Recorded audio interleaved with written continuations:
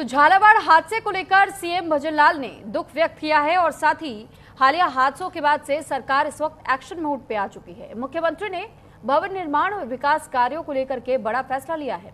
अब राज्य में निर्माण गतिविधियां तेज होंगी, यानी पारदर्शी होंगी और पर्यावरण अनुकूल भी होगा। यानी आप ये समझिए कि जो इस वक्त भजनलाल शर्मा की ओर से कहा गया है वो स्पष्ट करना चाह रहे हैं कि आगे आने वाले समय में हम इन सभी स्कूलों का दोबारा से पुनरीक्षण करेंगे और उसके बाद से जब इन सभी स्कूलों के बारे में दोबारा जानकारी जुटाई जाएगी कि कहां पर अभी काम होने की आवश्यकता है, उन्हें पर्यावरण के अनुकूल ही तैयार किया जाएगा।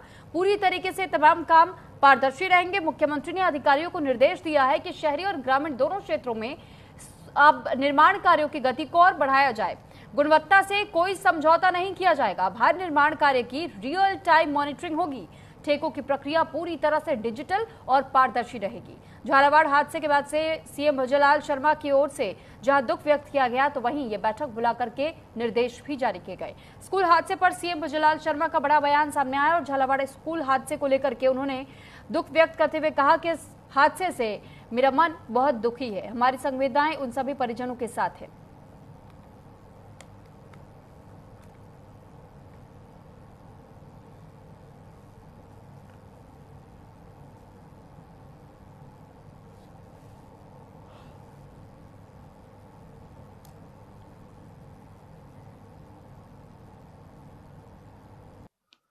प्रशासन को हादसे से में घायलों के बेहतर इलाज के निर्देश दिए हैं। मैं अधिकारी और डॉक्टरों के लगातार संपर्क में हूं। मैंने शिक्षा मंत्री श्री मदन दिलावर जी को भी तुरंत घटनास्थल पर पहुंचकर हालत का जायजा लेने के लिए भेजा है। पूर्व मुख्यमंत्री श्रीमती वसुंधरा राजे जी एवं सांसद दुष्यंत सिंह जी भी, मेरी उनसे बात हुई है, वे जल्दी ही वहां पहुंच रहे हैं। राज्य सरकार प्रदेश के सभी स्कूल, आंगनबाड़ी तथा सरकारी भवनों की मरम्मत के लिए समय समय पर संबंधित अधिकारियों को निर्देशित करती रही है। सभी जिला अधिकारियों को सख्त निर्देश दिए गए हैं कि प्रदेश का एक भी स्कूल भवन जर्जर हालत में ना हो, कोई भी ऐसी बिल्डिंग नहीं हो जिसमें इस तरह की हादसा हो सके।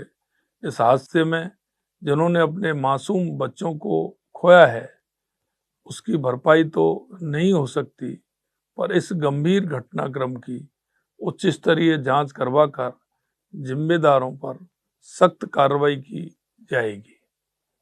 यह सुनिश्चित किया जाएगा कि इस तरह का हादसा दोबारा नहीं हो।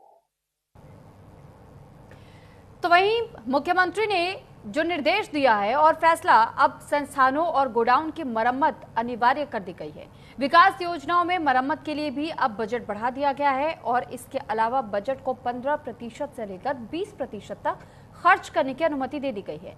20% राशि स्कूल और सार्वजनिक इमारतों की मरम्मत पर खर्च किए जाएंगे, जबकि बजट में 375 करोड़ रुपए का प्रावधान है। और ऐसे में जब ये बजट जारी किया गया, इसको लेकर स्पष्ट किया गया है कि उन सभी स्कूलों को खास तौर पर ध्यान दिया जाएगा जहां पर इस वक्त वो स्कूल बदहाली की हालत पर है और उन स्कूलों पर अब 20% तक की राशि खर्च की जा सकेगी।